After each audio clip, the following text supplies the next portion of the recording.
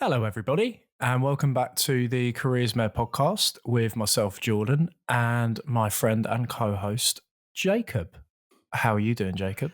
I'm very well. I was ill this week and now I'm better, and that's nice. Oh, that's good because I was well this week and now I'm ill, so that's worse. That's why we're such a good team. Yeah, we are. You're the yin to my yang, Jacob. Yeah, it's like a relay race. One of us is always sickly, one of us is always well, and we make a podcast. It's the original love story. Which is mental because you live in Cambridge and I live in Bristol, Yeah. and yet you still make me sick to my stomach. How long are you planning to be ill for? Well, I was hoping maybe just this week and then I could give it back to you. Well, I mean, it's coming up to Christmas. I wouldn't mind being ill just before Christmas so I can have an extended holiday. Because I don't That's want a to be point. ill over the Christmas holiday, because that's a waste, because that's time I already have off work. Yeah. God, isn't it? It's crazy when you get to be an adult and you start trying to plan your sickness so it doesn't impact your life that much. Uh, Especially this time of year. It's just yeah. like my mum says, it's going round. It's going round at the moment. I mean, So I don't actually do that, just to be clear, in case my employer's listening. I don't plan my sickness. I don't have, Oh, come on, like, Jacob. You pull test sickies all tube. the time. Yeah. I mean, I've been having some interesting thoughts recently. Go on. Yeah, don't know if you want to hear about that. Well, I mean, there's only one really. I was kind of thinking that in episode 52, I'll probably bring up clocks for no reason at some point during the conversation. Okay. I think I'll hold you to that. Yeah, and I was thinking maybe I'd paint one of the walls in my house blue. But yeah, anyway, we should probably get on with Yeah. the podcast. Well, yeah, TikTok. Let's introduce our guest. Our guest is a very, very good friend of mine, and I love him to death. He is Welsh, which I don't mind, and he also does music production. He's been a DJ for years and years and years, and his name is Rob Morgan.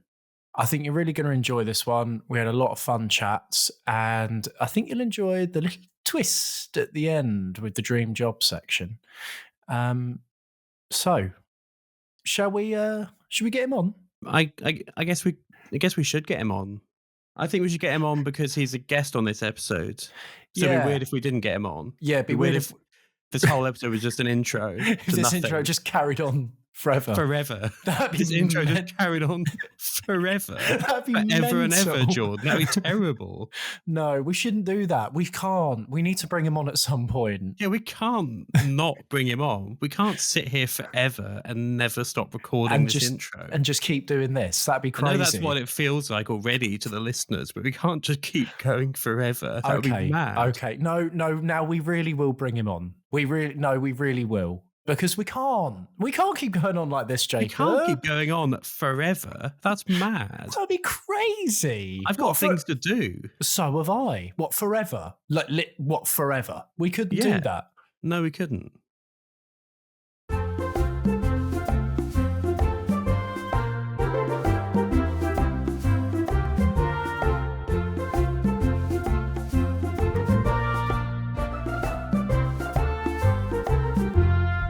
How are you, Rob? Very well, thank you, Jordan. Very well. Thanks for having me on, boys. It's good to have you here. Nice to meet you, Rob. Good to meet you, Jacob. We've already met, but nice to meet you again. It's a reunited one. Yeah. It is a reunion. Back once again. Yeah. Back once And again I'm- with the Rob Morgan Master. You knew where I was going with that already, you know. My brain is already on music. The listeners fe- won't be able to appreciate this, but Rob's got lovely blue lights and things all over his room, and he has a real nice setup. So Thanks, Yeah. Jacob. I even wore the t-shirt to match as well, you know. I thought I might go for maybe a red backing light, you know, but I thought I'd keep it keep it teal. Keep it PG because the red is a little bit, a bit suggestive, isn't it? It's It's a bit Mr. Grey. Yeah. can I just make it clear, Rob, that I did enjoy Keep It Teal? Thank you. So, Rob, obviously, when we have people on this podcast, something that we've been asking people is What was your first job you ever did? My first job. So my dad nagged me for the longest of times, right? And of course, floating about in life, I think I got to about 16. And that was something my dad had always said. He's like, right, Rob, when you're 16, mate, that's when you get into work straight away. And I was like, okay, yeah, I get it. I want a bit of money, you know?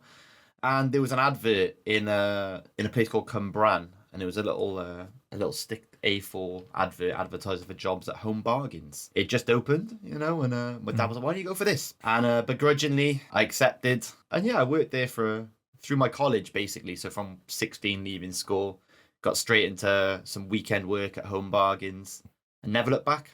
Been a job man ever since, boys. I thought you meant you were still there.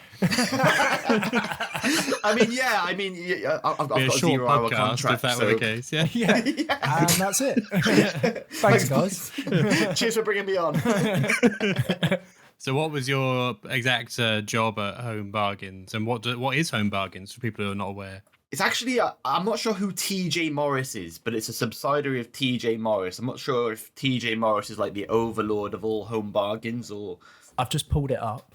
Thanks, and it says TJ Morris is a British company that owns several businesses, including Home Bargains and Quality Save. The less famous one, Quality Save, I'd say. Yeah, I don't think any of us have heard of Quality Save. I've heard of Quality Save. So Rob, if I pop down to Home Bargains next weekend, what will I find there? At Home Bargains, I mean, you've got a range of different things. I think for me, the highlight really was their toothpaste section.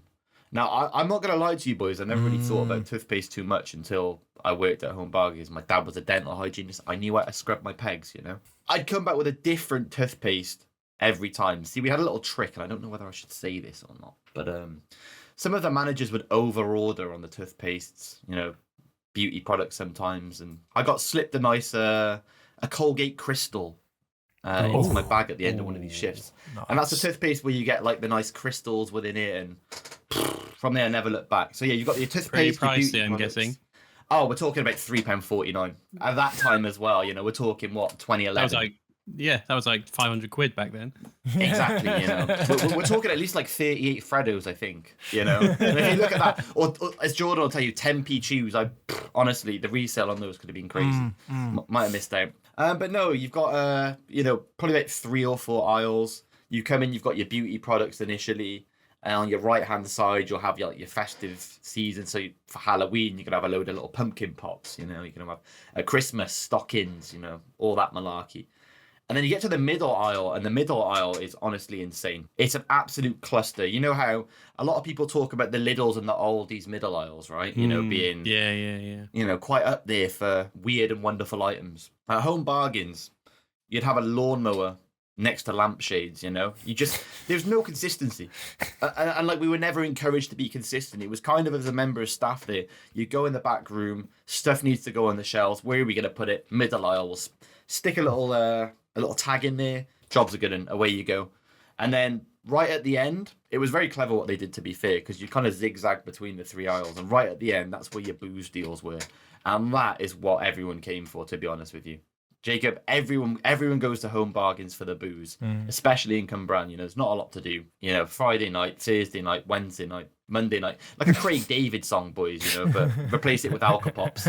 Are they UK wide Home Bargains? I believe they are. Yeah, I'm pretty sure I've seen a couple here and there. Obviously, I've spent a bit of time over the pond. I think they've got something. Jacob, you never been Home Bargains? Don't think so. This is one thing. I'm confused. What? They've got they've got Home Bargains around the corner from me, and it was Home Bargains. Like everywhere I've lived, there's been Home Bargains. Really? I will say I'm a Savers guy as well. Can't beat Savers, especially for beauty products. Yeah. Unrivaled, mate. Jacob, I'm surprised you've never Savers. Actually, in Savers today. Well, apparently there's one in. Well, it doesn't look like there was one in the places I've lived. So there don't appear to be any in Somerset. There doesn't appear to be one in Southampton. There's not one in Cambridge that I can see. So there is. They're not that global then. I really thought they'd taken the UK by storm, to be honest. There's one outside Cambridge in where's that? Cambourne. This is fascinating for listeners, I'm sure. You'll have to go. I'll have to go out to Cambourne, get the bus out to Cambourne and have a look. Buy some booze, buy some Alka-Pops. That's the way. That's the way. But yeah, it was an interesting job. I think mainly the most fun I had in that job, to be honest with you, was when I got into the tills. So obviously I'd be stacking the shelves a little bit, dipping around here and there. But the tills are where it was at, you know. You only had 3 tills. You have the head till lady that literally does not go off onto shop floor. She has a special chair and everything. She's kind of conducting the entire till operation, you know. So you've got like total of 4 tills, right? She's sitting at the head of the table, right at the corner, and you kind of spread out like by the tills each way. And obviously, we've got good eyes on the entire of the booze section. All the alcohol pops we've got covered. And of course, you know, you get quite a lot of the underagers coming into Home Bargains, and they might try and pick a lawnmower and some lampshades up and blend it in with the alcohol pops just to sort of, you know, look a bit normal at least. So my favourite part of that job probably was having the Challenge 25 conversations. Very good. Some of the excuses you'd hear were brilliant, honestly. Such as? I think my favourite one was 2 kids no older than about 12 coming in. You could tell that they'd stolen their maybe brother or father's like clothes and jackets, so they were wearing like the one kid had a leather jacket on and like a Peaky Blinders style hat. The bit from the In-Betweeners. 100%. Like that actually hits different for me. That actually hits different. That scene with Will actually hits different for me because I've had many experiences similar to that. Obviously, it's quite an exaggerated experience, but that one time I will never forget, the leather jacket, the Peaky Blinders hat. And I think the other kid had like a really baggy, oversized Inter Milan top and like a Nike baseball cap pulled down and some sunglasses. So they were really trying. You know, they were really trying. And of course, sorry, boys, you don't have to have any ID on you. I thought, you know, there's every chance here, you know, they could be of age. And, you know what I mean? Stranger things in the world. But no, I think the one we said, we've got the IDs. Oh, we've left them at the pub, we have. Oh, so we've just come back from the pub. We're heading back to the house, you know. Taking some drinks back for the wives. Handfuls of WKD. I don't think it was a lawnmower and a lampshade, literally, but I think they'd grab some other stuff like wrapping paper and cards and stuff. I think the original excuse is probably going to be party related, but then they probably realised that would arouse suspicion. So that will live with me forever. That was my favourite memory. I'm a man who's just moved into the local area. I mean, honestly, about 12 years old, I think the youth that they both radiated, you know. Obviously, they hadn't finished growth spurts yet at this point as well. So it's very unusual for 2 very small, about 4'10", 4'11", clean-shaven, youthful chaps to come in, you know, with a random array of stuff. And head till woman would always kind of be scouring over, having a look, and she'd catch your eye, and she's like, give this one a check, you know. And I was like, I've got this one. No worries, Linda. This time, I've learned. So yeah, that was my favourite part of what otherwise was a very boring job, you know. I have it on my LinkedIn described to summarise this as general shop assistant duties whilst in college, which taught me the basic principles of working within the retail sector. It was here in which I'd learned and developed my customer assistance skills, whilst handling stock checks and till counts as part of my day-to-day routines. I have not updated my LinkedIn in a long time, but I'm liking this. Yeah. I've just pulled it up now and I'm like, Sounds good. When you were on the tills, did you have those little headsets where you could talk to each other? Not back then, no. Were they not around yet? They were not around. We had to shout at each other over I'll tell you each what, till. every time I go in Aldi and they've got those little headsets on, I don't know, it's obviously just me being a little bit paranoid, but I'll be at the till, like, and they're scanning my stuff, and then they'll sort of just like on the headsets they'll just go yeah, I know, and just sort of look past me at each other, and I'm like, you're not slagging me off, are you? It's like an old Xbox 360 Call of Duty lobby there, really, mate. Yeah. So what was next for Rob? I was a resident party DJ at the Whitehead Social Club. So okay, I think we need a breakdown of what exactly that involves. Now, this is the funny chapter of my life, to be honest, Jacob. It was quite enjoyable. I think at this point I started it when I was about 17. So obviously I was just on the cusp of drinking age. And I was basically doing parts of if there was like a wedding reception, a birthday party, a lot of people would rent out the social club for, you know, various gatherings and stuff. So essentially I'd get paid, I think it was 50 quid for 4 hours of DJing. And that would be usually on the weekends. And all I can say about that time is, I think I did about 2 years. That was absolutely wild. Some of the things I saw, there are many stories I could tell you. I think the strangest one music-wise was the lady who, I think it was maybe a 30th or 40th birthday. She had her whole family there. You know, we're talking the old fella there, you know, dad, granddad, everyone was there. She gave sometimes they'd give me a playlist, right? And they'd say, here are some of the songs or some of the styles of music that we want at this party. And then obviously I could sort of cater for it. I had a big hard drive full of music. I had all the equipment provided for me. I had everything. So this woman only wanted me to play the music of Pink for 4 hours that I was booked there. Pink songs for 4 hours. Does she have 4 hours of music? Well, this was the problem, Jordan. Yeah. I had about, surprisingly on this database, because the fella who ran the Whitehead Social Club, he built quite the database. He owned the joint, and he didn't like doing the DJing, so he wanted to bring somebody in. And if I remember correctly, we had a family function there, funnily enough. So we'd already been there. That's how I got the job. We had a family function. He was kind of doing the DJing. At that point, I was dabbling with music, you know, anyway, and sort of DJing on a laptop using virtual DJ with a mouse and stuff. So I was just practicing that in my free time at that point anyway. And I think one of my family members sort of, Rob's a DJ, and they sort of went, right, we need him. 50 quid, will he do it? Yeah, he'll do it. And I asked, will he do it? Absolutely, yeah, sure. Being completely underprepared for that entire experience. But so he had a big hard drive of songs already. I could download songs on the fly as well. I'm not sure the legalities of it, so you know. I think it was fine. I'm pretty sure it was fine. However, with the Pink lady, I soon ran out of music within about 25 minutes. There had about 5 Pink songs on there. I'd gone through all of the Pink at this point. No Pink. So I think at this point, I don't know if any of you remember sort of like a chilled house, Wave After Wave was in the charts at this point. Yeah. If you remember that one. So I tried to slip that in. I thought, right, okay, she's only said she wants Pink. We've run out of Pink now. Maybe I should have tried to spread some Pink out, but I've done it now, all right? I've got the Pink out of the way. Hopefully she's had a little Pink marathon for 20 minutes. We can kind of go on as normal, and I can play the usual mix of classics, you know, maybe Agadoo, bit of Take On Me. I had the go-to classics that kind of worked at every party. She was having absolutely none of it. I must have been 18 at this point, because she continued to bring me shot after shot after shot, begging me to play more Pink, saying, please, look, this is all I want. I'm the biggest Pink fan. I need more Pink.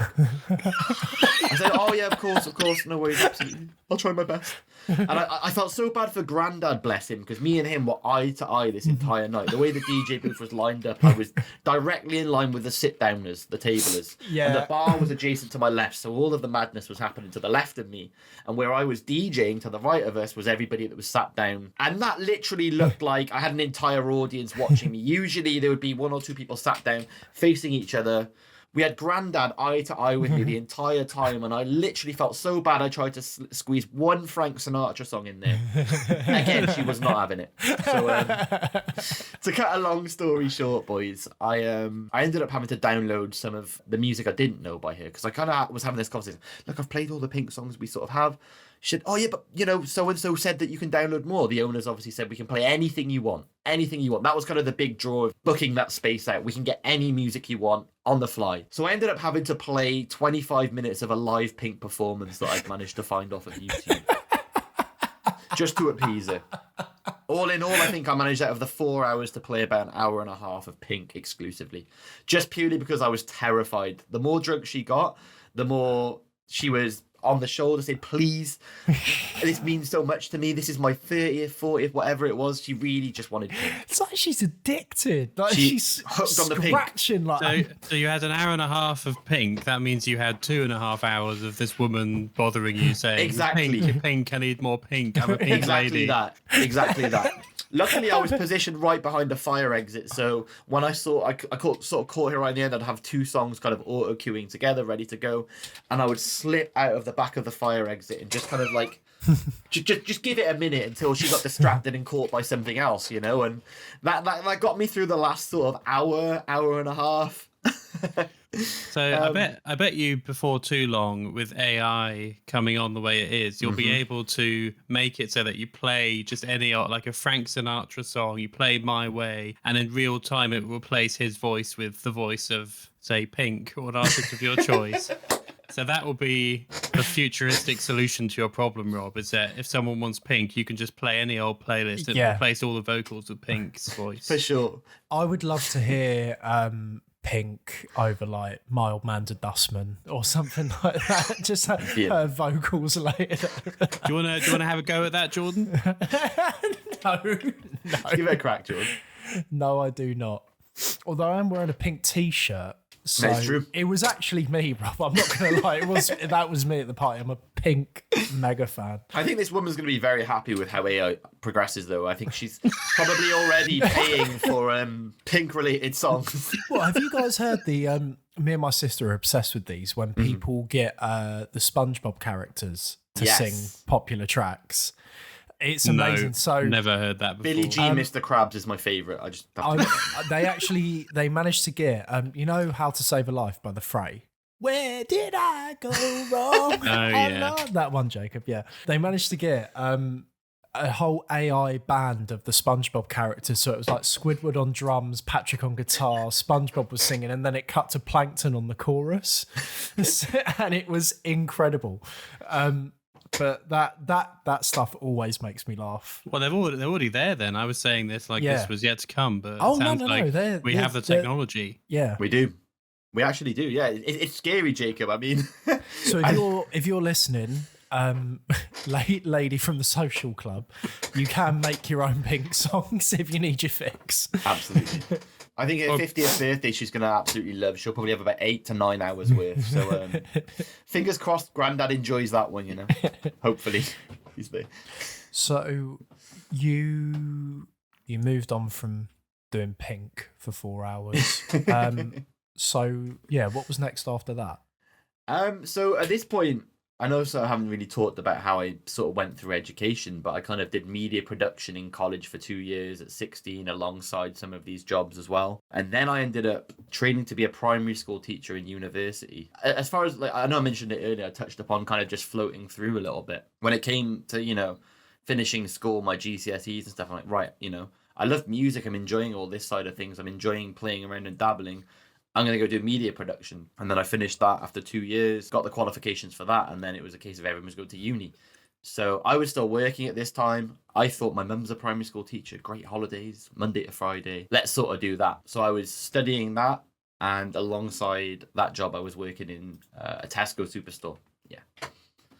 Stock controller was my official role. Can you, you've just reminded me of the Tesco job.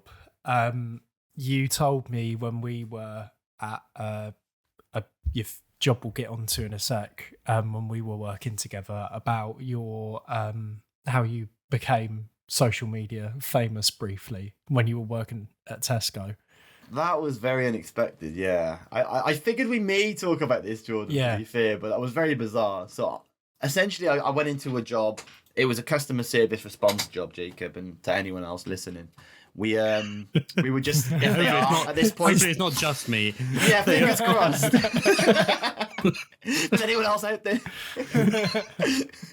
Find us in a time capsule in 35 years.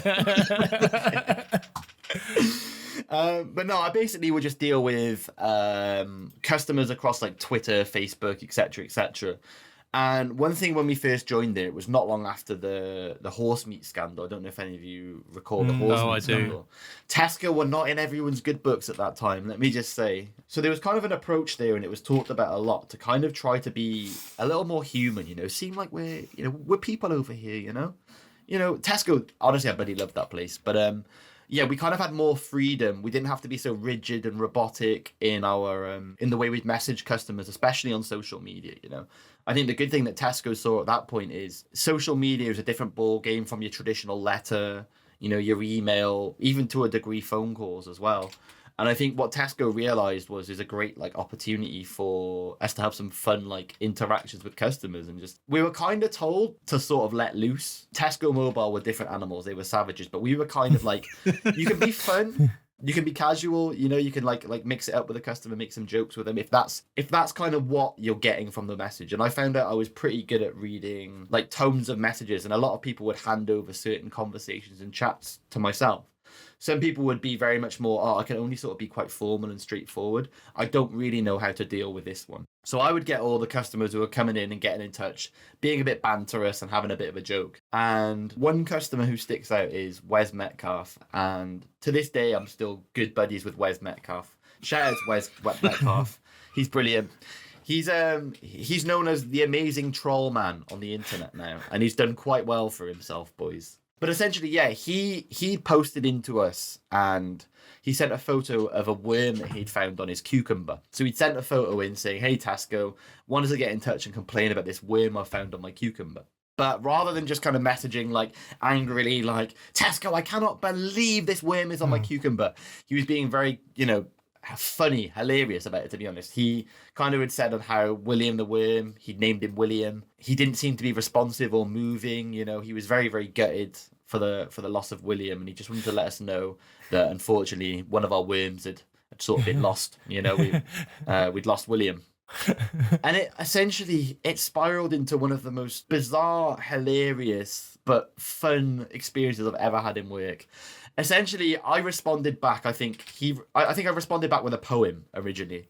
I think it started. I sort of said, "I'm so sorry for your loss. I think we need to come together in this moment and write a poem." So I wrote the poem. He responded back and forth, and essentially we ended up remixing the lyrics to various songs, including Oasis Wonderwall. And the internet, for some reason, picked this up and loved it. This got covered in Russian news, French news. It was the most read story on BBC News for a couple of hours. It was honestly bonkers how much the internet had picked up to this. So, William the Worm, that's all you have to Google. And everything will be revealed there. We'll put some links on our social media so people can go and look for themselves. It was quite the journey. I remember you telling me about that, mate. That was mental. It was insane. I mean, there were fellas from abroad even sending covers of some of the songs that we'd wrote in, where they'd actually performed Wonder Worm, which was actually the name of that we chose instead of Wonderwall. So, Wes was hilarious. We kind of got in touch after that blew up and went viral, and since then, Wes essentially was super clever. I think he was working as an electrician before, but he liked goofing around on the internet, right? And I think we kind of bonded over that, silly, goofy boys and stuff. And he's gone on to be able to actually make a job and a career out of that, which to me is just insanely impressive. He's got a book written where he pretends to be customer service from various different companies, and you may have seen some of his posts on the internet. They're all over the place. But he essentially has funny interactions with angry customers and responds in comical ways. So, big shout out to Wes, the amazing troll man. He's out there. Yeah, so, Rob, if we move on to the point where me and you met on that fateful training day at I Supply Energy. So, for context, I Supply Energy was a very small Bournemouth-based gas and electric supplier. Their main selling point was that they sold 100% renewable energy, and they had a customer base of around 120,000 customers, I think. And they were really, really successful. So successful, actually, that they folded and we got made redundant.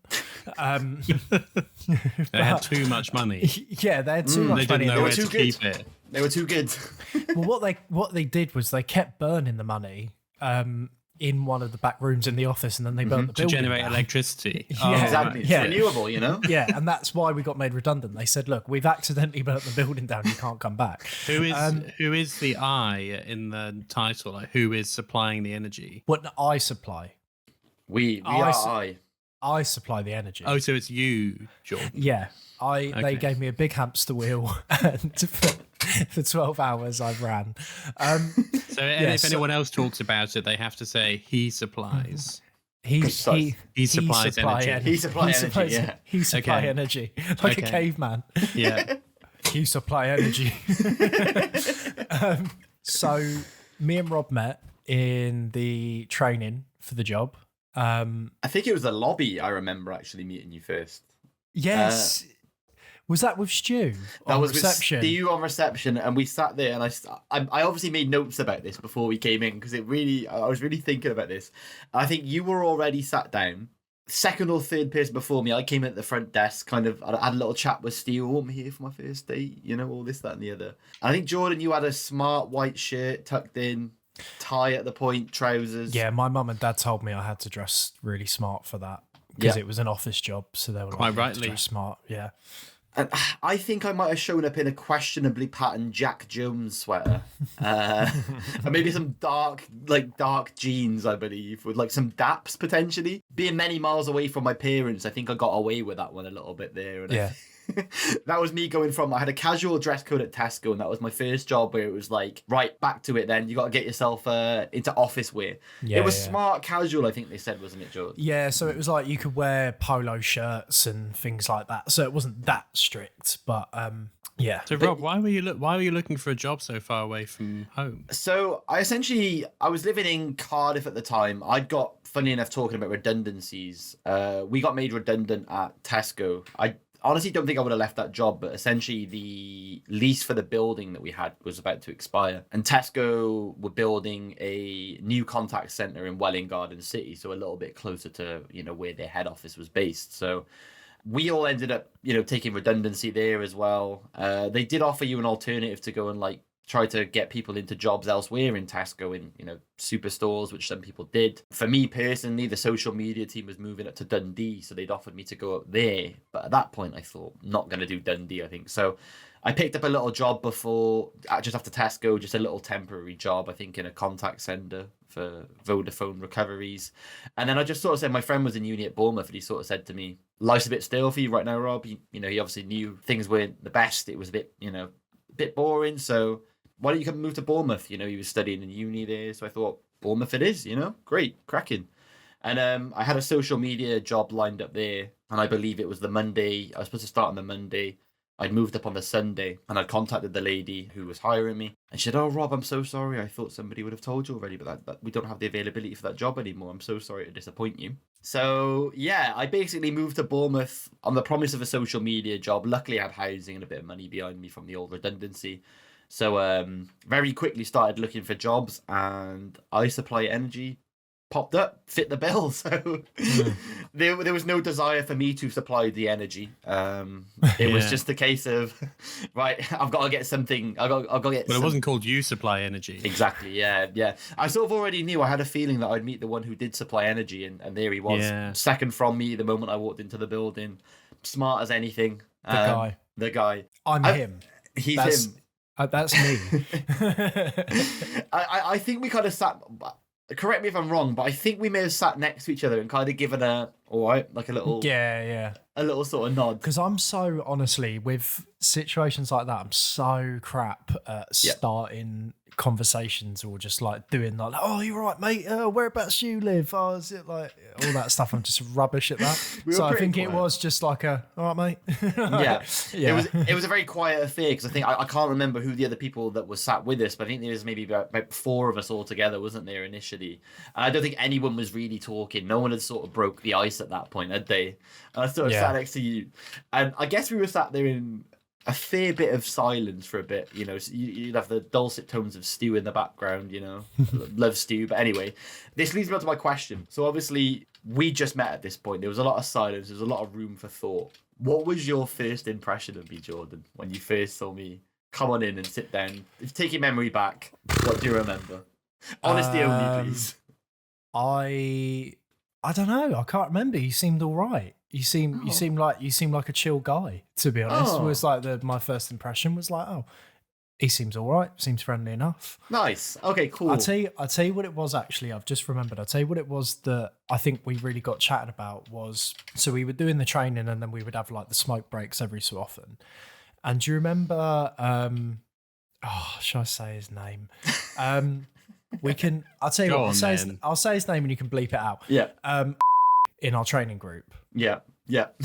I remember us going out into the smoking like outside on a break, and me and you just having a little bitch about him, and me saying to you like, he's a bit weird, isn't he? Oh my gosh! And chatting to you about him, and I think that's how we actually started like chatting. I'd just whinging about this weird guy. Can you tell us about for the listener? So he. I forgot about it. So he would, God. So on dress down days, he would come in a macaroni necklace.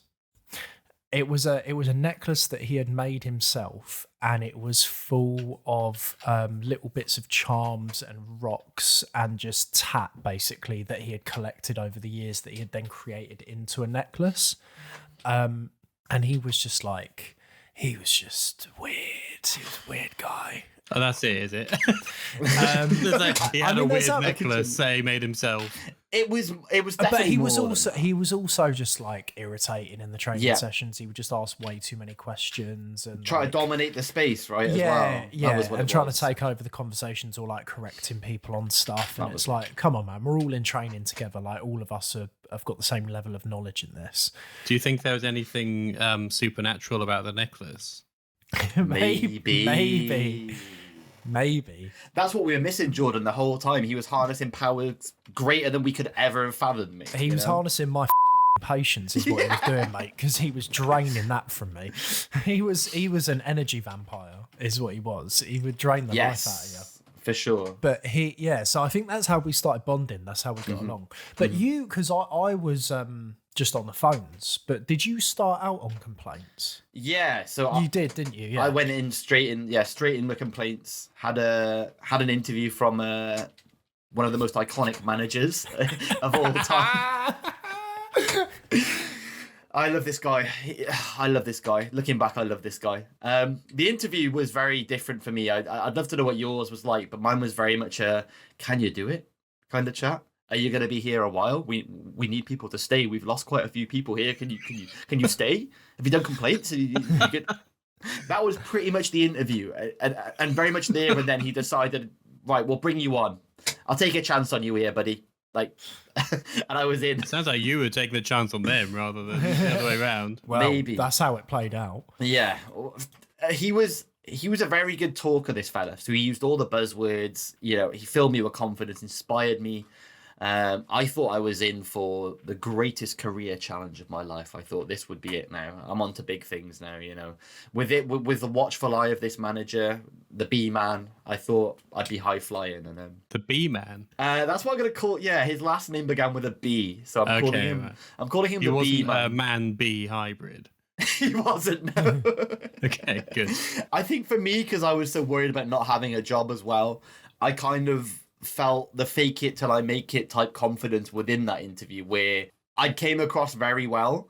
I think they thought I may have been a bit too overqualified for that role. So I think B-Man was then trying to sell it to me that I would be able to incorporate all of these social media based opportunities in and you know, there's room for growth on the social media side of things. So that was sort of the thing that swayed me, I think, to go and take that job is that, hey, they're still learning social media. I could really help them out here, you know, and whilst there are not many worms that are usually associated with gas and electric, you know, something fun could have came out of that, you know. So that was kind of what got me through the door initially, I think, was being sold the big dream of being able to look after social media and complaints and that sort of stuff. And I don't think it ever happened with the social media, did it? It never took off. So we actually, to rub salt in the wound with that, maybe a year or so into us being there, they created what they called the specialist team. You had to apply internally for the specialist team.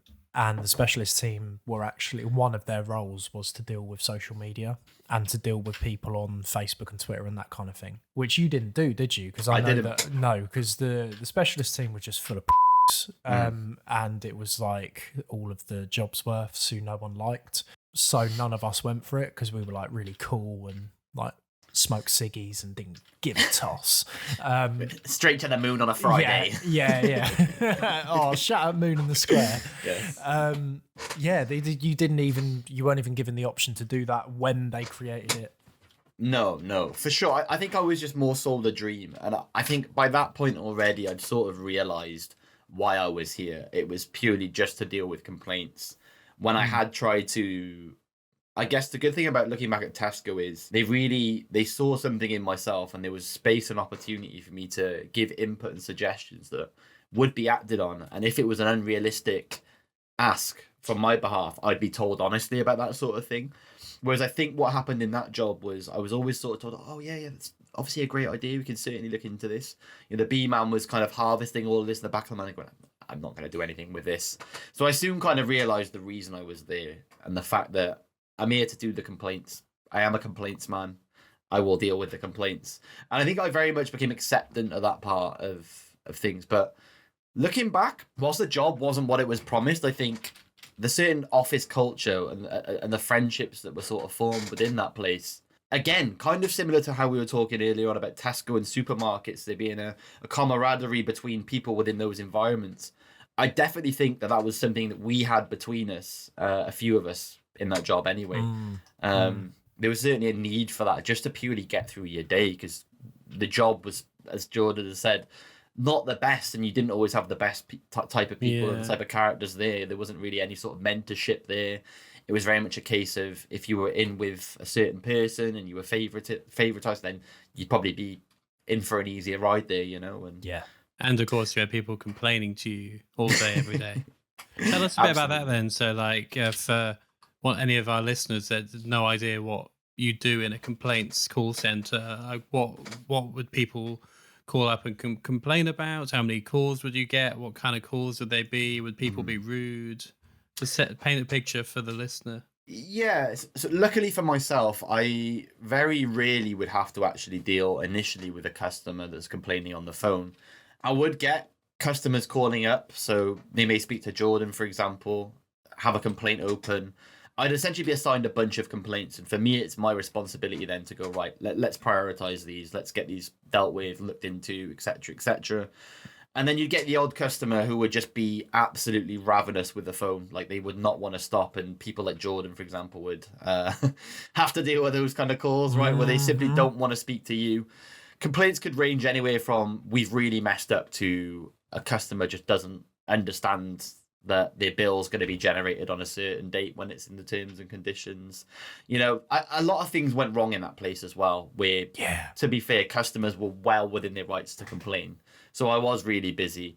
I think the systems were not the best. So oh god, yeah, the system we used when we first started there, it looked like, you know, like those old 2000s like hacker movies. Where the guy's like hunched over the computer and then he goes, I'm in the mainframe. It's like literally looked like one of those systems that we used. And then we upgraded to Storm, which was even worse. It looked better, like visually it looked nicer, but it was awful and it broke constantly, which was great for us because when it broke, they'd shut the phone lines off because we just couldn't take calls because we couldn't open anyone's accounts to check anything. So it would break constantly, and then we'd go, hey, let's go out for a fag. Like, phone lines are broke. Hey. I feel like people were praying for the phone lines to not work, and Storm to just typically break. All the time. Is it possible that someone actually installed Storm because they knew it would break more often, so there'd be less work to do? I think it's because they just had terrible business practices there, and they were sold this software that didn't work. The best thing though about the old system that we used to use, the Citrix phone system, was when you're on the phones, if a call, so you would sit there and then you'd have a big telly on the wall with how many calls were in the queue, and then it would ping to one of you on the floor, and if you didn't want to do it, you could just reject it and it would ping to someone else.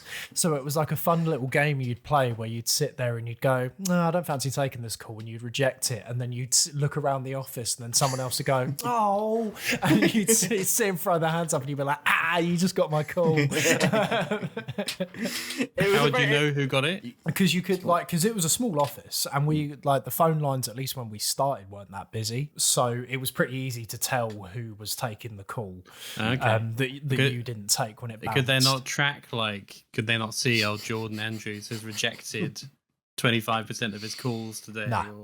The gathering of the stats wasn't that. It would only gather the calls you took, not the calls you bounced back. So as long as you... That sounds like an inspirational quote. You know, a lot of people say that you should track the calls you take, not the calls you bounce back. I'm got a tear in my eye. So what a lot of people would try and do is you would get in the morning, try and smash out as many calls as you could, so your stats look nice, you could pad them out a bit, and then you could just spend the afternoon just sort of bouncing ones back that you didn't want to do.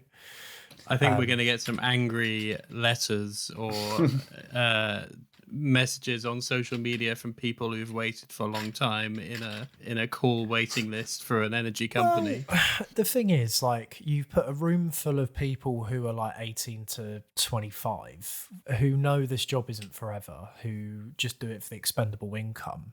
Like, and the job, like, I'm sure it's different place to place, but Rob found this as well. Like you said, Rob, it wasn't an inspiring place to be. There was no progression. There wasn't really much of anything there. It was just a bog standard, like, meat grinder call center. So yeah, of course we all got a bit disillusioned with it and just didn't want to work very hard. And there was nobody essentially monitoring anything unless somebody had given somebody else a kick up the arse to go and chase something up. You know, it was that everything was put together when there was a fire that was essentially brewing somewhere. Nothing was ever sort of well organized there or well oiled. But I think some of the more senior people wanted to give that impression. And they were quite successful in giving that impression to the wider public. Hence why we were able to get a lot of customers on board very easily. But then from a complaints perspective, from my end, then I'd be hearing all the horror stories. And when horror stories were even being found out by just everybody in the business. I mean, Jordan, I'm sure you looked at hundreds of accounts that we'd either over or undercharged. I think one woman in the end had been calling us for about a year to let us know that her gas or electric meter wasn't moving and her bills are being produced as £0. And she'd been chasing that up for ages. And I remember in the end, once we've got the bills actually ran, because that was a part of the job as well, wasn't it? Running the bills. They were... that was not fun. You did that for a bit, Jordan, I think, didn't you? Yeah, that was towards the end. I managed to, because basically the factory line for that place was like, do your time on the phones and then just try and do anything else to get off the phones. So when the billing job came up, I hate spreadsheets in general, but I was like, I hate this less than being shouted at by members of the public, so I'll just do this. Yeah. But yeah, I think I remember that one because I think you got in contact with me about that. And when it had been fixed, you were like, we need to run the bills for this. And I was like, oh, no. I think it was about $9,500, I think, all in all. Yeah, in the end. yeah. And like there was nothing from her that she could have done. She would call in, I think, at least once a month, every month to say there's something wrong here. I've been told I'll get engineers out. We used a third-party company, didn't we, for our engineers? Lowry Beck. They never showed up, Jacob. It was a lucky dip if they would ever show up to fix customers' issues.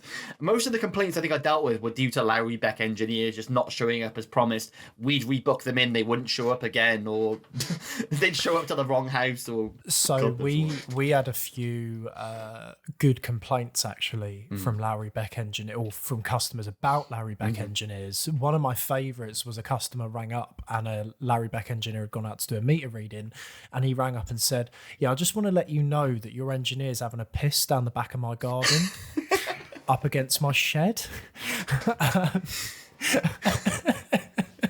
And the other one, the main complaint we got was that they would show up to do the meter reading on an external meter that was on the side of the building, so they didn't even have to access the building when the customer wasn't in, and they would say that the meter was blocked. And one of them was that the cat was in the way and the cat wouldn't get out. Like the engineer wrote that in the report, like the cat was in the way of the meter and wouldn't move, so I can't take the reading, so I'm leaving. They were just chilling. I think, were literally just chilling. I feel like there was probably a degree at Lowry Beck of similarity between just feeling completely disillusioned with what you're doing to the point where you just start to just go, not happening today. But yeah, to be fair, that woman in the end, I think when we produced her bill, it was about $9,000 in the end. I turned to the B-man and I said, listen, B-man, we've dropped the ball here. We've really dropped the ball. And we ended up writing off that woman's entire energy bill. So again, it's situations like that could have been avoided. And that's $9,000 in one complaint case there that we've had to kind of pay out of the business pocket. So there was a lot of things going on there. That's one small example there as well. Obviously, Lowry Beck appointments that were missed were costing us money as well. I think it's about £250 a pop for every appointment that wasn't fulfilled. So I'm not much of a math man, but I know that cost us a lot of money. But yeah, the thing I liked about that woman is she used to So I spoke to her on the phone a fair bit. That's one thing I loved as well. I would just chat to nice customers on the phone for ages because there was no target. You don't have to be off the phone within 15 minutes of speaking with a customer. So I spent a lot of time chatting with that woman. That one took a little while, and same with other customers. But she ended up emailing me photos of dog jumpers that she would knit for Romanian dogs. We became good friends because of that. For Romanian dogs?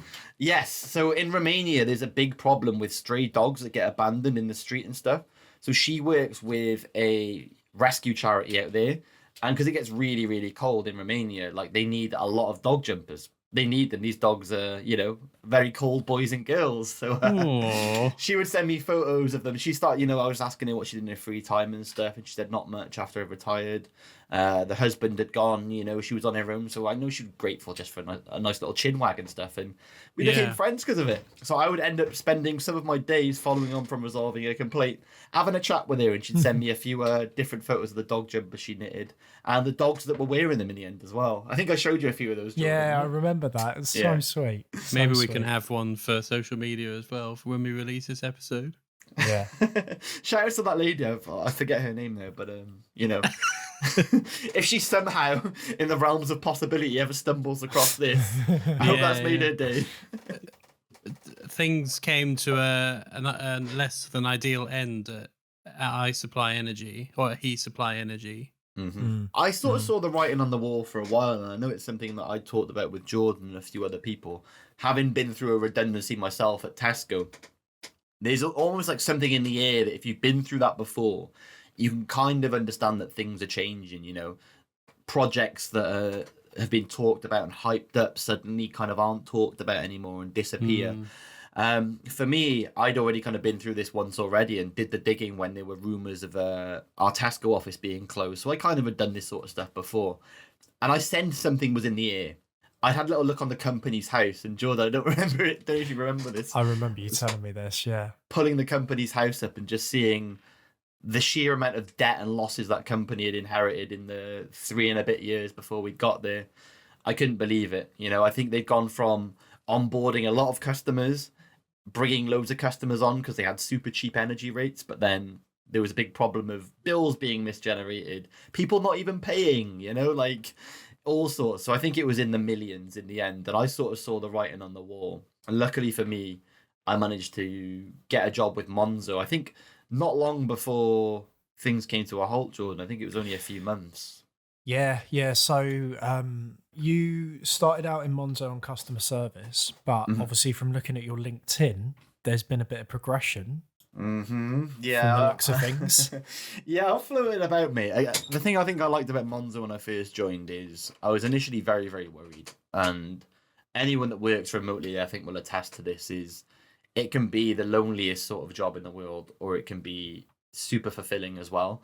So yeah, I was in customer service. I took to the learning and development of it really well. I loved that side of things because we were trained and coached really well.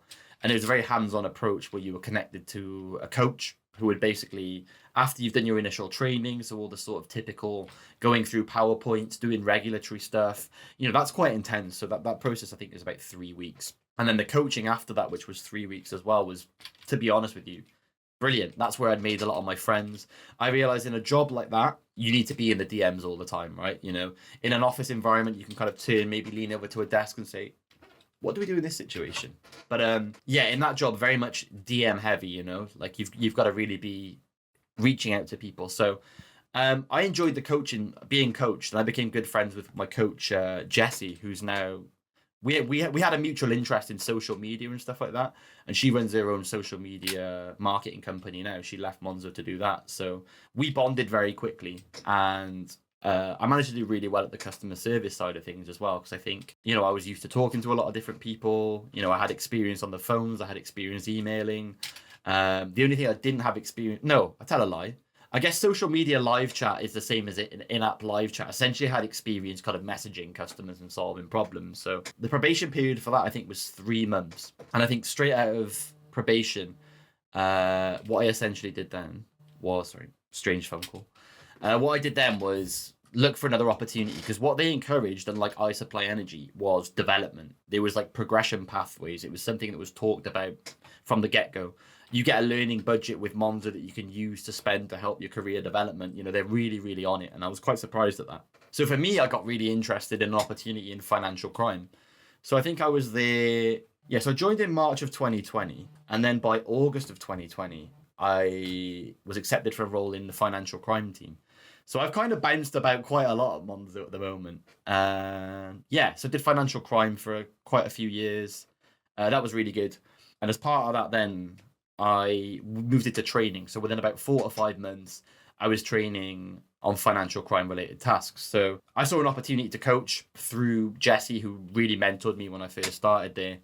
And that's where I spent most of my time at Monzo up until probably late last year, was being involved in some form of coaching whilst working, you know, a general job alongside that in financial crime, which again is a very interesting area of the business. These crims be very clever. But yeah, essentially I went from customer service, hopped into fin crime, kind of trained customer service. I essentially became a coach. So I did the role that Jesse had mentored me within.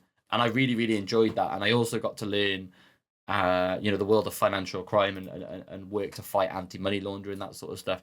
No, actually, I worked to prevent money laundering. I didn't want to fight anti-money laundering. You didn't fight anti-money laundering. I promise it's not an inside job. You've always been a big money launderer, mate. Massive, mate. Yeah. Huge, you know. We had to do anti-bribery training at the job centre, and basically all they said to us was don't take gifts from people.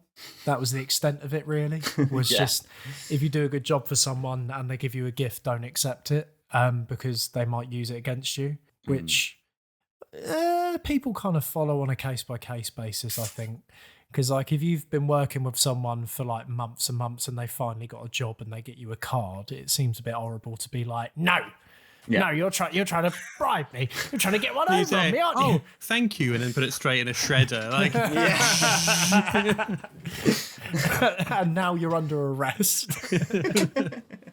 It's a shame, really. I do think that should be on a case-by-case basis, isn't it? You know, if someone was to bring you flowers for doing a wonderful job, you know, box of chocolates, I think it should be proportionate, really. If they're trying to fly you out to Marbella on an all-expenses paid holiday, fair enough, you know.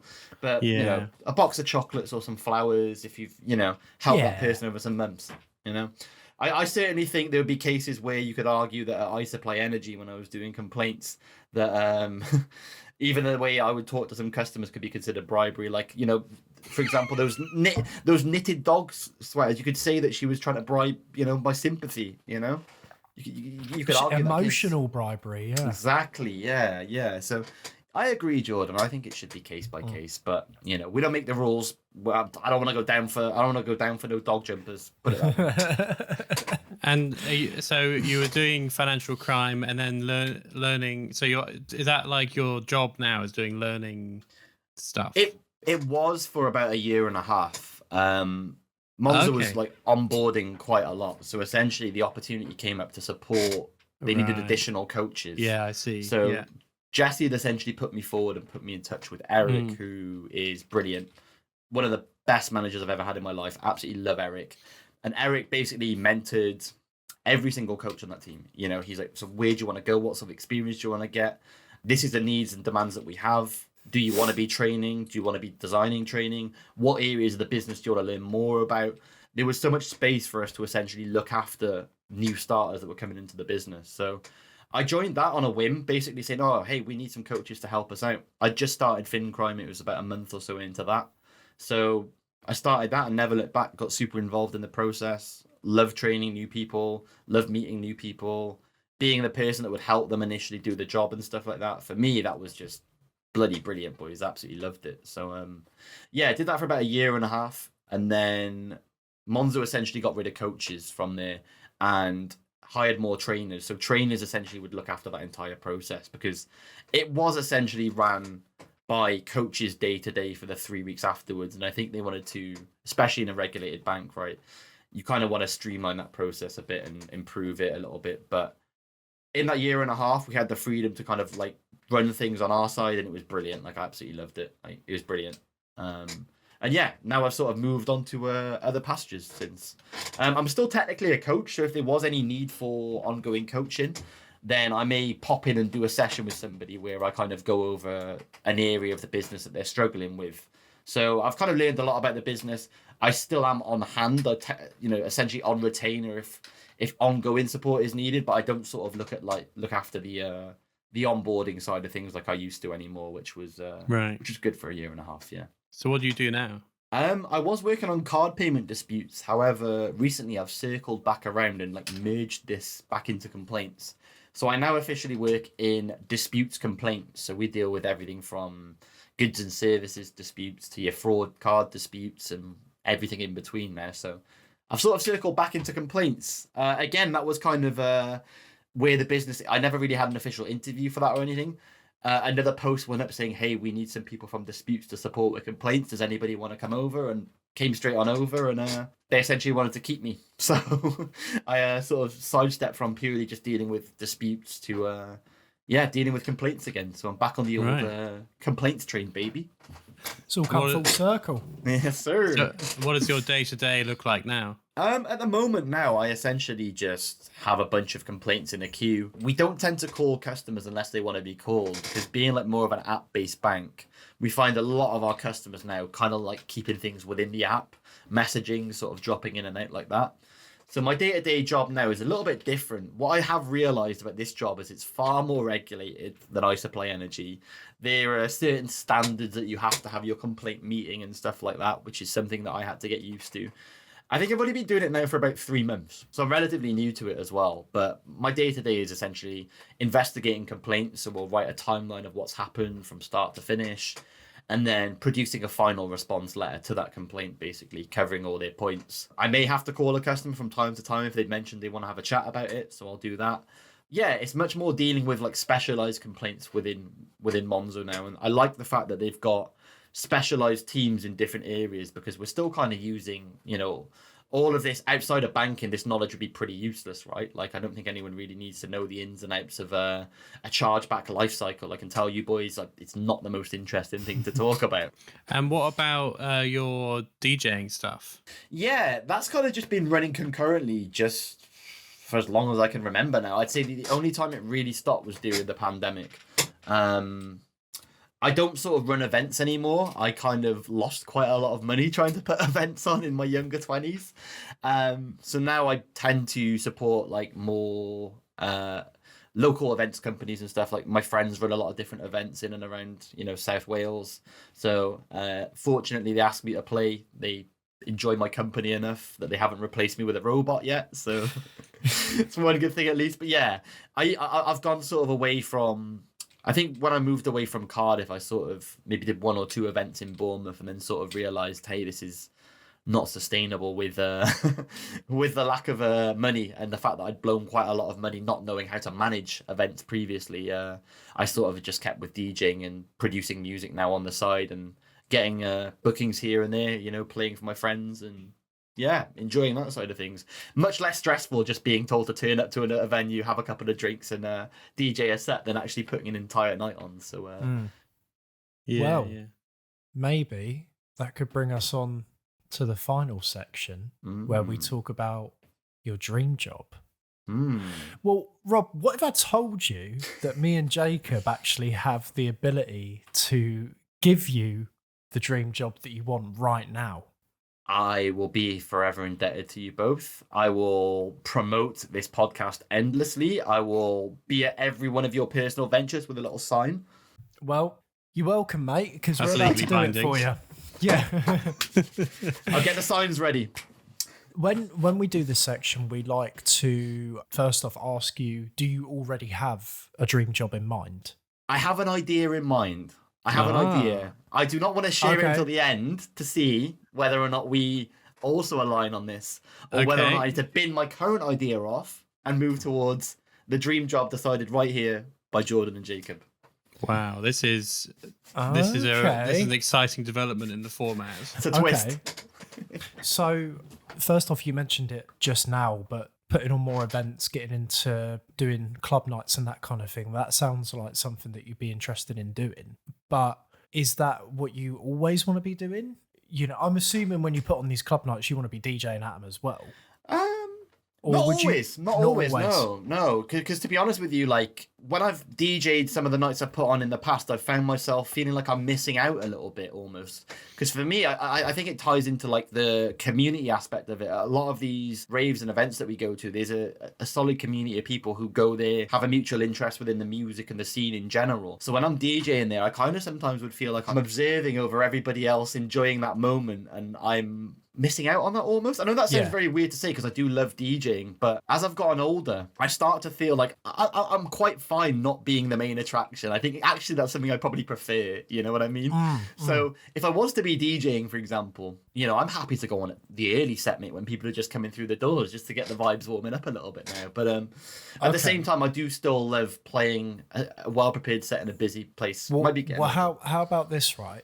I'm thinking we could blend that with the fact that you do still just want to be the everyman and you want to get involved. What about we do kind of like an undercover boss scenario where you're like the undercover owner of the club, and you organise the club nights, but that also gives you the opportunity to just take a step back and just get involved in the crowd. And get involved in the rave. No one knows that it's you putting on these nights. No one knows that it's Sluey Faru who's putting these amazing raves on, and you're just in the crowd like, man, who is this DJ, man? He's sick. I've never heard of him before. Oh, my name's Rob, by the way. Like shaking hands with people. The anonymity, absolutely. That's what I need. And as I'm getting older, I find myself getting slightly tired slightly earlier. So is there a nap station anywhere at this club? Oh, yeah, they can be, yeah. Okay, nice. I feel like power naps are the new thing for me at the moment. But are you imagining like a pod or something, like one of those Japanese kind of... Oh, like the sleeping pod things. Yeah. Yes, maybe. Or maybe like an underground bunker with a set of stairs, just secretly, you know, kind of go under. Size doesn't matter, you know, it's how you use it. So at the end of the day, a Japanese sleeping pod or a big king-size divan, I really do not mind, boys. I'm quite happy. Have you guys watched Atlanta? I haven't yet. So there is this perfect scene in a club. It's in a nightclub where the main character is trying to chase the club owner for money that's owed to him. And the club owner goes like, relax, man, have a drink. I'll be back in a sec. And he like hands him a drink. And then he goes up against the wall and like presses a button. Ooh. And the wall flips, you know, like in like a baddie's like dungeon. The wall like flips round and he like is standing on the wall on a swivel and just disappears behind the wall. So maybe you could have like that in your club where if it's all getting too much and you need a lie down, you can all go, oh, wait. What's the DJ doing? And run to the back and just go behind the wall. We could get Jacob's robot DJ in for those moments as well, for the switchover process, you know, just to make sure that AI isn't feeling too left out. You know? When you say my robot DJ, is that a robot DJ with my personality, or is that a robot DJ that I have lent to you? I think he reports to you. Yeah, I think he reports. He reports to me. Okay, so I'm like your kind of like team manager or something. Yeah, it's the first time that one of us has been drawn into the dream job, but I'm flattered. Well, I mean, obviously you'd also want to work with Jordan, presumably, having had such a wonderful time. 100%. Yeah. Okay. Although I can't see a clear and obvious role for you, Jordan, at the moment. Yeah. How did you slot in? Complaints manager? Maybe. Oh, mate, look at me. I'm bouncer, man. True. Okay, do you have a robot bouncer? Are you head bouncer and do you have robot bouncers with you? Yeah, I'm the head honcho and then I've got a team of like Terminator bots that keep everyone in check. I don't think you'd have any trouble then, though. Let's be honest, though. Yeah. If you have a couple of 8-foot robot bouncers coming towards you, SIA badge just like massively imprinted, about a 1-foot one on your shoulder. I mean, no one's messing with those bouncers. This is nice because we're already, we're showing how AI and humans can work alongside because they're augmenting the workforce and not replacing them. See? Yeah. Absolutely. The real world, boys. It's a combination of both. So go on, Jacob. Well, I was just thinking because my idea of what DJ decks are like is drawn out of films. And because I feel like most of the films that I've seen them in are from like the 90s or before, I imagine they don't look like this, but I imagine them having records on them and lots of buttons and, buttons that I have no idea what they would do. But I was thinking it'd be really nice given your experience at Monzo, if some of the buttons control the decks and some of them help you to foil some financial crime along the way. Yeah. So you're getting some kinds of, you're getting like on your, you've got a little screen and you've got like fraud checks coming through at the same time. So you're DJing and then you're looking down and going, oh, okay, yeah, decline that payment because that's obviously fraud.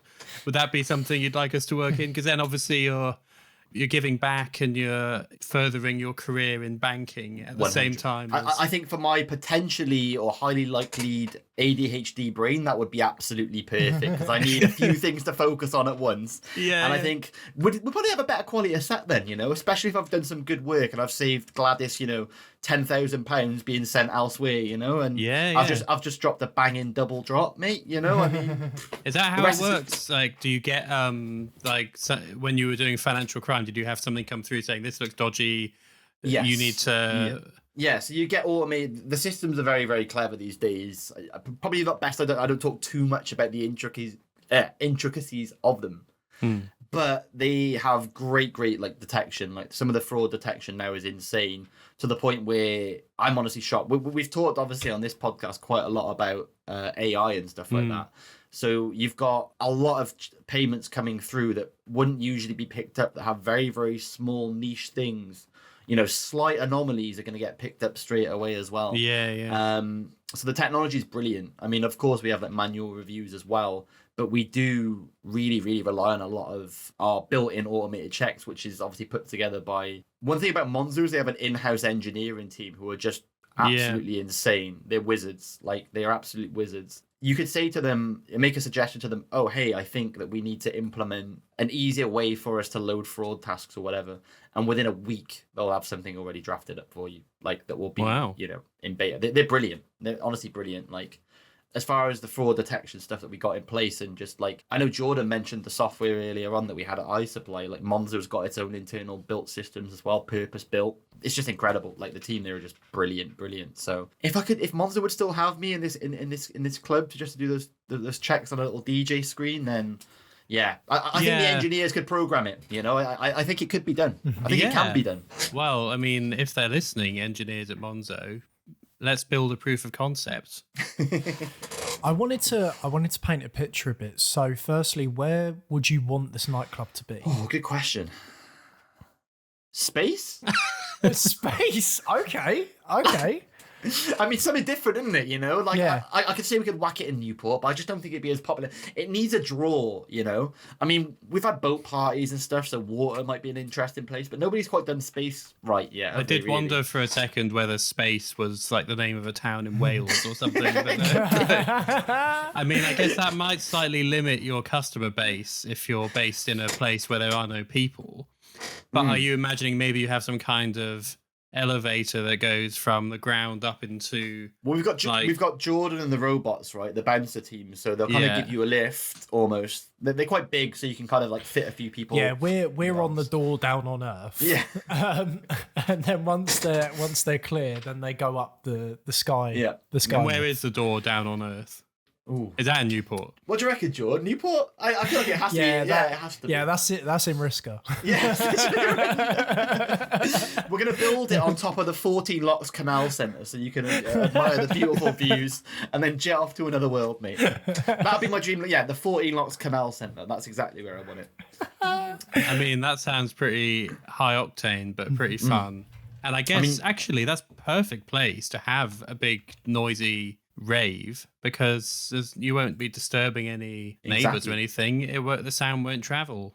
Zero noise complaints. And then that's perfect. People stumbling back down to earth after the after their great night. There's a little cafe on the 14 Lots Canal Centre run by two lovely old ladies, so you can pop in there for a cuppa and a breakfast roll on the way back. Walk the hangover off along the canal. I mean, what more could you need? Can't beat it, mate. Can't beat it. And if people want to do, like, do you remember Felix Baumgartner, the guy who went up on the Red Bull and jumped? People could do, that's the one option to get home, isn't it? Because they can just jump off 100%. With a parachute. Yeah, we might have to get the paperwork right on that one, though. They can sign a waiver or something. Yeah. Probably best not to do it while drunk. I mean, as the manager of the club, Jacob, this sort of does fall on your shoulders. So I think you'll be very adept at. I'm the manager of the figuring club. Okay, I thought I was just like. Not just of the robot DJ. I think you essentially run the operation. Jordan deals with the muscle, and I'm like the GM. Yeah. Okay, I get a lot of help. I know you guys previously talked about Pip the Muff and performance improvement plans. I feel like I really probably need you boys to keep me in check, to keep me off of Pip. Okay. If Charlie comes, you want to keep Pip the Muff, man, probably on Earth, fixing the cars. Well, I think Pip is one of Charlie's particular problem. I don't think that Pip keeps himself to himself apart from that, but he does take his work with Charlie seriously. Okay, so I'm the GM. I'm okay with that. I'm just thinking, so I'd have to get the train from Cambridge to Newport and then get in the thing up to Space. So it'd be a bit of a longer commute than what I have at the moment, but that's okay. The other concern I have with this idea is that because you're in space, possibly Earth laws would not apply. And so you would actually legally be able to serve underage people who are coming to buy alcohol. So I'm guessing that you would implement your own local policy that you wouldn't serve under 18, and you'd want to import Linda from Home Bargains to come and sit there and just give you the nod. Absolutely. Give you the nods. Yeah. Absolutely. Linda. Hey, check him. Have a look at him. Absolutely. I think it would be fun writing space lore as well, right? Like, say, I don't think many people could put on their CV, you've designed the laws of space. I mean, and we're not physicists, boys, Yeah. I'm just in for the good times and the ride, really, I think the admin side of things for me, boys, would be a bit lost on me, the logistics. Hey, it's your dream, mate. It's your dream. You can make it what you want. Yeah, Okay, I mean, I guess the Newport law, maybe we could make it so that applies to the space station as well. The local Newport, it's local laws. Absolutely.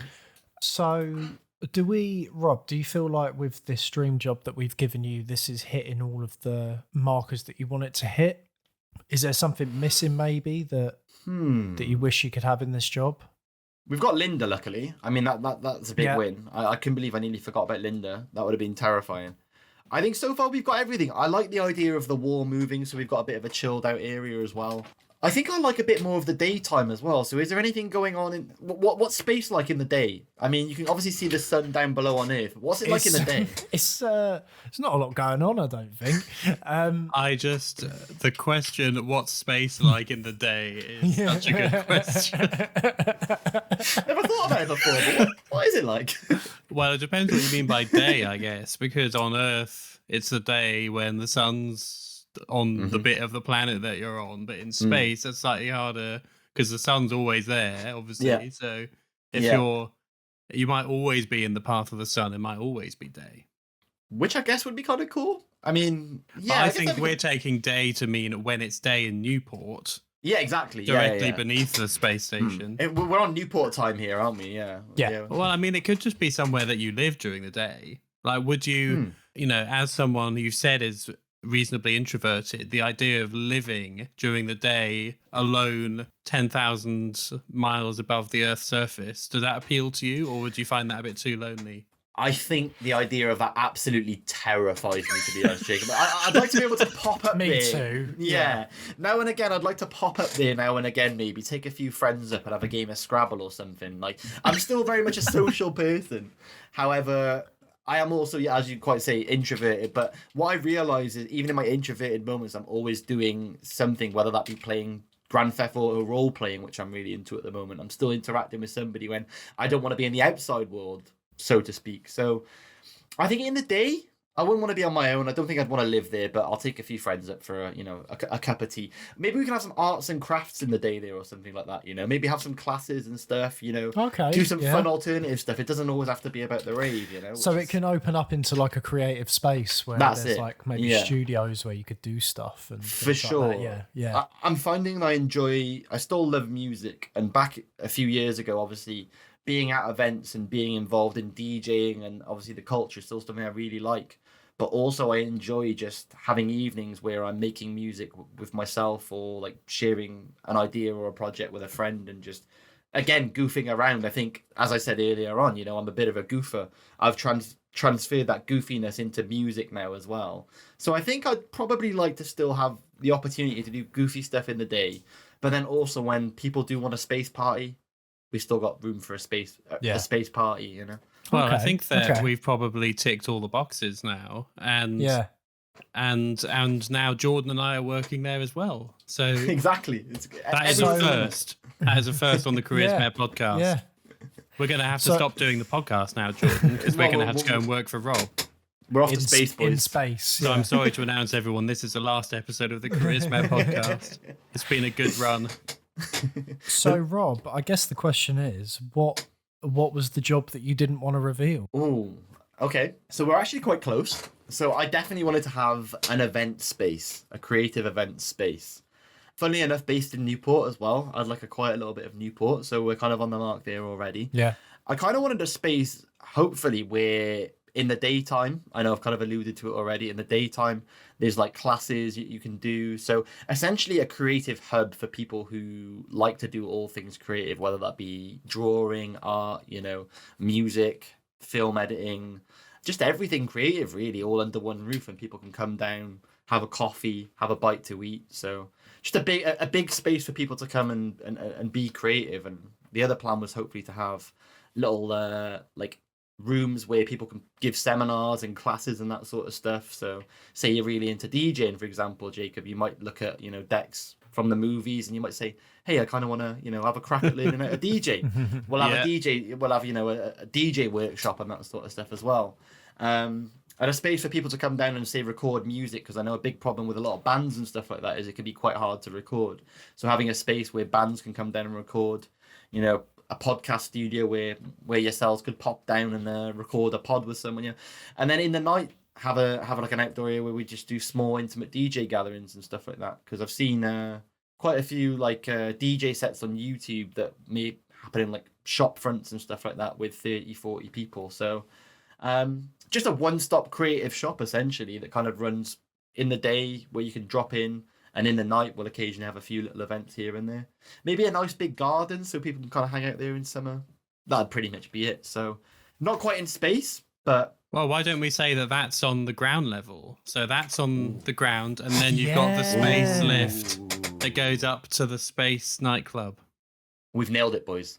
I think we've actually nailed it. Yeah. We've nailed it. Will you shake our hands on it? It's done. Shake, shake, shake. Yeah. Taylor Swift it. It's in. Rob, that's your dream job. We've nailed it. Thank you, And boys. that's this episode in the bag, my friends. Let's go. Thank you for having me, boys. Thank you, Rob. And now to play us out, it's Pink.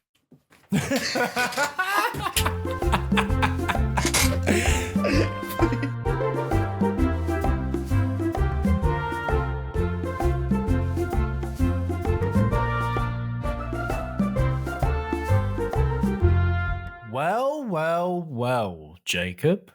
Who would have seen that little twist coming at the end, eh? With Rob revealing his dream job to us that he had up his sleeve all along. And it was pretty similar to what we came up with him with. So I think that is a good sign. I think it just goes to show our expertise and our professionalism. Yes. You know, we've shown that we can think on our feet, that we can adapt, that we're malleable. And I think that in of itself deserves a like and a rating on any podcast platform that you're listening on. You should tell people about it. You should say, look, when I first started listening, I was thinking, what are these guys doing? You know, what's going on here? But then they changed it up a little bit on the fly, and it hooked me. And now you should go listen to it too, Mum. Yeah, Jordan's mum. Yeah. I think you should. Please, Mum.